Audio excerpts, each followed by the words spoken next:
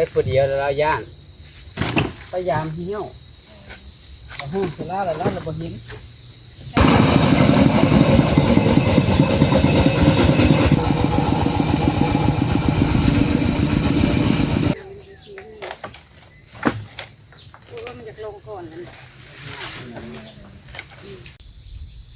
โดยกาสบายดีและสวัสดีเด้อพ่อแม่พี่น้องเบิดสุขคนเปิดภาพบานนี้มาเพื่อนน้องละตีพี่น้องเพื่อนบ่าวพามีอยู่คุ้มป่าไผ่ล้อมพี่น้อง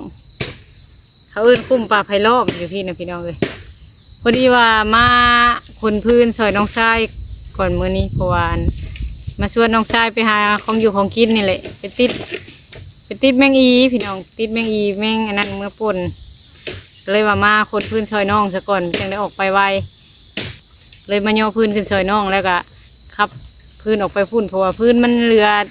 ประมาณ2-3 รถนี่แหละอยู่พี่มันกระเทินเลยสิไปเผาอยู่พุ่นบนเดียวเลย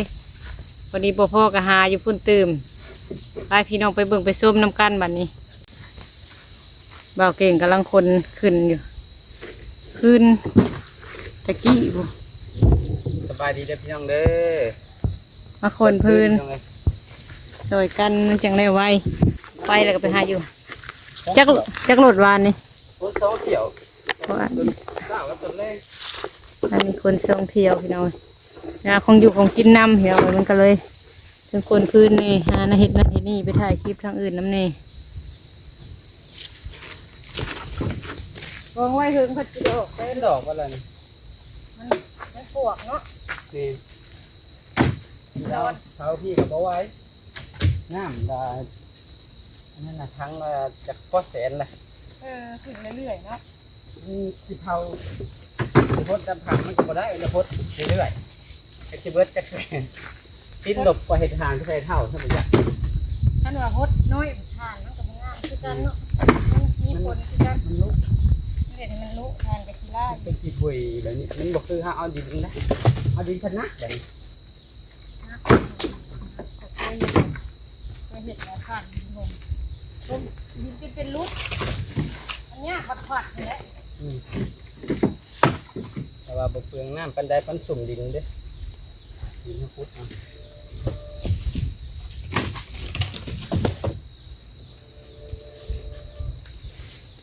รถนี่ก็มดหรือวะยั่งหลายเด้2-3 หลดผมใส่ลายก็ได้เลยมันเสียเวลาดีรถแต่ดีรถซื้อมาหัวหลายแล้ว ใช่แบบพอดีรถเนี่ยพี่เนาะแต่รถลายกระยันดีมันแตกเลยแตกอีกทั้ง เสียเวลา แต่เดี๋ยวน้อยเอาไปได้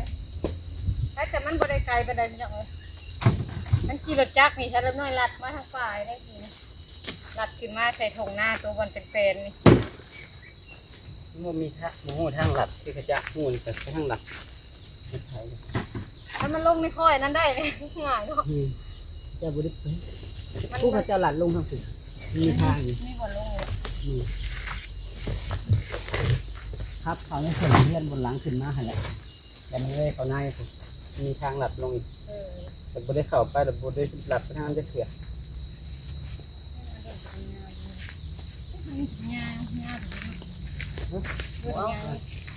ถ้าไม่เข่าก็ช่วยเห็นละรักหัวรักเนี้ย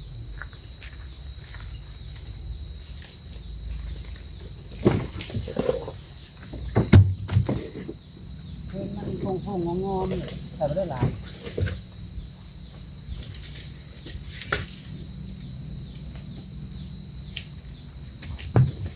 ตัวดำๆนี่นะ อันนี้ตัวมันแข็งได้ขาดอ่ะ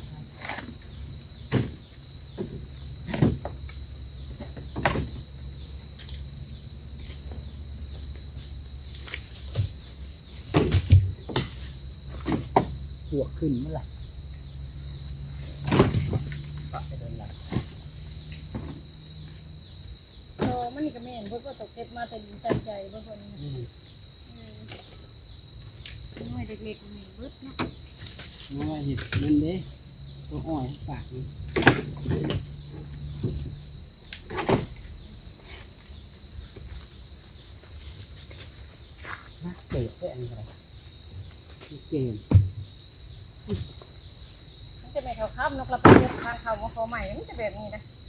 จะตุ๊ดจะติดจะตุ๊ดจะติดนั่นนี่เลยโอ้โหที่นี่เราเก็บใส่โลนะ ไปมื้อหน้าเป็นห้องใส่กันเพราะว่าย่างกันออกมาซ้ำวานน้ำหาก็บ่เห็นไปหา ลาละบ่ เราเข้าไปผู้เดียวแล้วเราย่างพยายามเหี้ยวเอาห้องเสร็จแล้วแล้วเราบ่เห็น แล้วคือว่าคนอื่นห้องวะ แค่เรามีหยังห้องนั้น แล้วผม มันพบออกมาพอท่านได้หยังซักหาก็เข้าไปฮอดแล้วป้าบอกบวก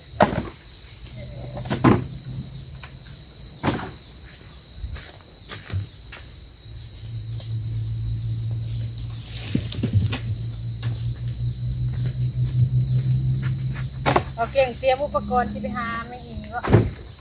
เอาไปไว้ มือน่าจะได้ลายตื่นเนาะ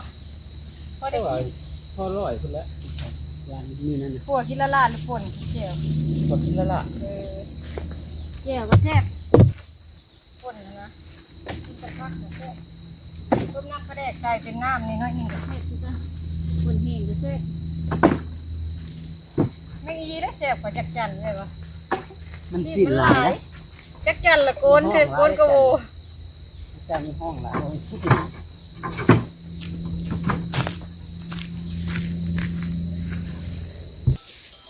เด็กพี่น้องนี่พื้นอันนี้ก็แม่นคนออกไปคือกันพื้นโตไม้ที่เพิ่นเก็บมากกระดุดกระดิดมันสนมันเหรอพี่น้อง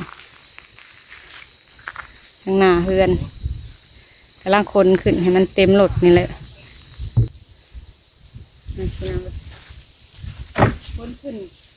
น้องไผ่ขึ้นไปเวียกก็เลยว่าคนเคยบอกเก่งแค่คนก่อนแล้วนี่ก็ไปหาอยู่หากินนี่แหละแต่ว่า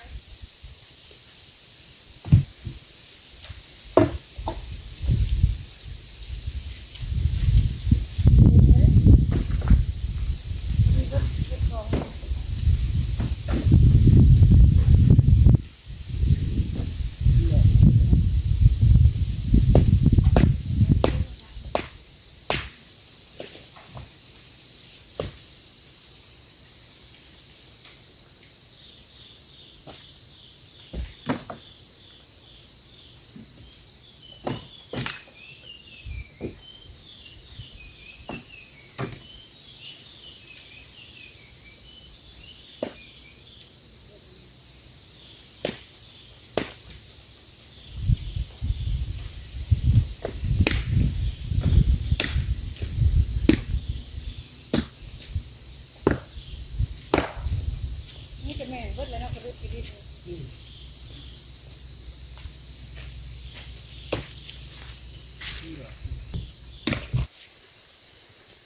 เราเก่งพญอมายังข้างหน้าอีกน้อยหนึ่งก็เต็มเลยพี่น้องเลย อีกเล็กน้อย เดี๋ยวก็มีแต่แปรลงมาตรฐานอะไรแบบนี้บางคนซอยน้องทรายน้องไผ่เพิ่นไปเวียกข้างนอกซื้อยาออกไปซื้อยาดีเจ็บคอเพิ่นจะเล่มน้อยกับขี่รถคำกายเข้ามาพี่เลยมาคนซอยน้องก่อน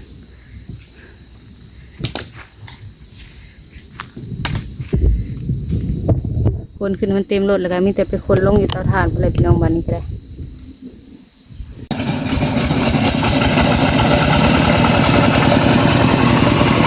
ดิดรถไปเลยพี่น้องมันเป็นพื้นกระดุดกระดิดเอาไปผ่าดังก็ได้ตัวทางทึงนะที่สิผ่าดังค่ะให้แต่ออกไปบอกไกลปันใดพี่น้อง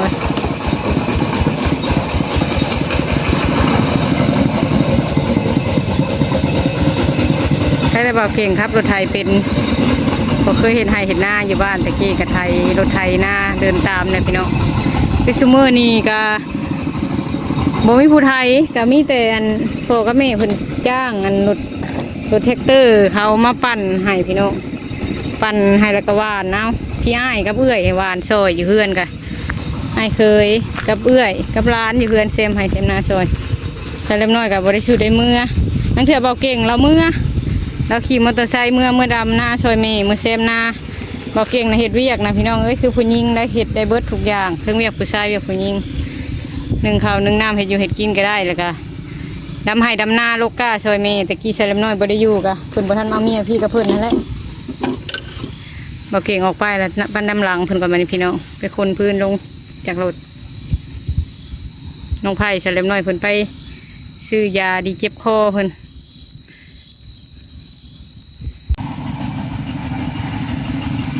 มาหอดเตาถ่านเลยพี่น้องบ่เก่งกำลังคนมาพี่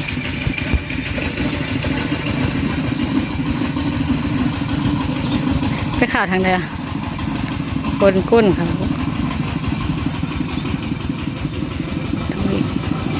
ถอยก้นเข้ามา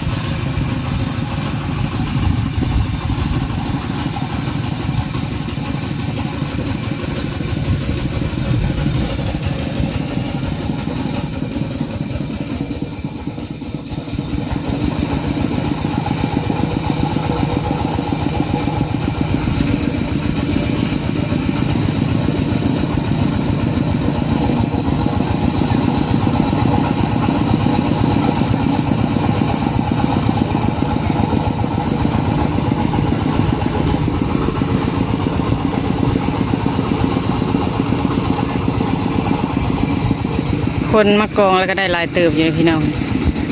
ชิ้นย่างอีกเป็นรถ2 รถเดี๋ยวจะเพิ่นก็ไปหาตัดมาเติมอีกพอตัวนี้เป็นไม้กระดุดกระดิดแล้วก็เป็นไม้ที่แบบมันตายแล้วเขากะสิไม้ง่ายอยู่พี่น้อง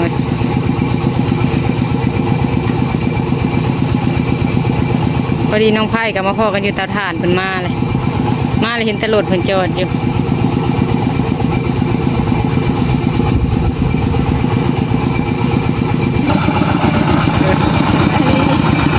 น้องไผ่ยังพ่อกันอยู่เตาถ่านเพิ่นมาแต่ซื้อยาบ่ซื้อยาดีเจ็บคอพากันคนพื้นมาแต่เฮือนพี่น้องเห็นดิยังเป็นรถ2 รถเพิ่นน่ะจักว่าฮอดเลยพี่น้องเอ้ยบัดนี้น้องไผ่แล้วเจ็บคอเลยซื้อยามานั่งเย็นละของทางการอะไรถึงต้องหากูกับมาถึงคงเลงป้ามาผ่าดังก็มีตัวนี้ขึ้นค่ะ นั่นแหละของว่า น้อยได้ ที่ เห็ด ตา กิน ขานี่ ผ่าดังเห็ดกิน ตอนนั้นเห็นว่าหางตกอยู่เพิ่นครับ ไก่ที่ปอกไก่ตู่คนว่าต้องลงคนบอกให้ต้องลงอยู่ ตกกระดูก พิมพายังมาเด้อเดี๋ยวใหม่ที่ถูกจะแบบ คนดึกไปพุ่น ลานเจ้าน้องเชี่ยวเที่ยวนะเบิ้ลคืนกับมากล้วยเจ้าไห่มีเดียวนั่นแหละ เบิดคืนมันบุซุกค่ะ มันบ่ซุกกับแม่ก็ขับกระทังไว้หากันเดียวนี่แม่ซุกเลยก็น่ามากล้วยไห่มี ใจหมาน่ะก็คอยกระบอกไว้อยู่ในเฮือนนั่นแหละ ยังไงเขาข่าวทางข่าวไว้ข้าย่างเขามาบนนอนแม่ซุกแล้วยังไงมาบ่มาอื่นบุญมือเที่ยวผักกงเฮียนผมซุกนะยังไงแม่ซุกแล้วอยู่เขาจนให้นี่นะโอ้ยวะกล้วยมีเดียวนี่เลย โอ้ยเคยอันคือว่ามันลงมามันเนาะแล้วมันใหญ่แล้วทุบลงมาว่าแตกจะมี ไม่ยังกล้วยนะ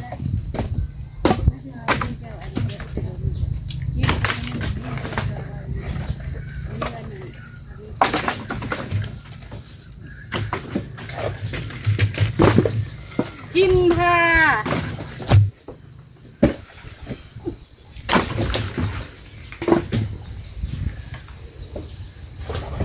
เม็ดค้างทีได้เฮ้ยมันมีไหมพื้นมัน เอากด ที่นี่ได้เจ็บดอก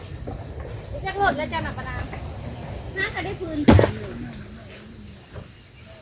ถ้ามันมีแต่ไม่ใหญ่ถ้ามันมีไม่น้อย พื้นเฮาน่ะแต่ละด้นน่ะเอาครึ่งหนึ่งพื้นน่ะก็5น่ะสิดิน ที่จะไปหาตัดไม้พื้นมันอยู่ หน้ากองแต่สิเป็นหูปุ้งๆๆ แย่เลยอยู่ไปนะมันคือ ลงก่อนนั่น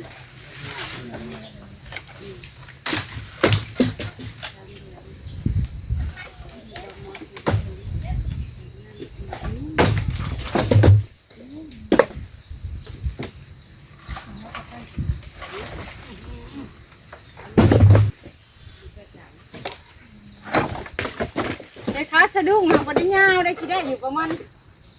ศอกปลาที่หักสิซื้อสะดุ้งพวกซอกเสือ จะได้ยึด ใช่ ว่าทำมันก็สิจางเหรอ เพราะยันแต่สะดุ้งของมันสิบ่นั่นสิตุงลุงน้อยนึง จาง อย่างนั้น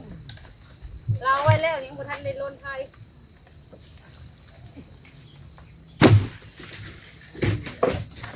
จับบ่ทันได้คะมัน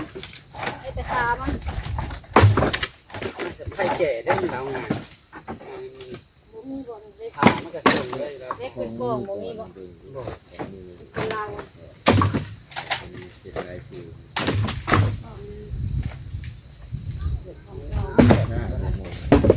คนการคะแนนเขียนป่านเสื้อ เป็ดจะได้ยกหัก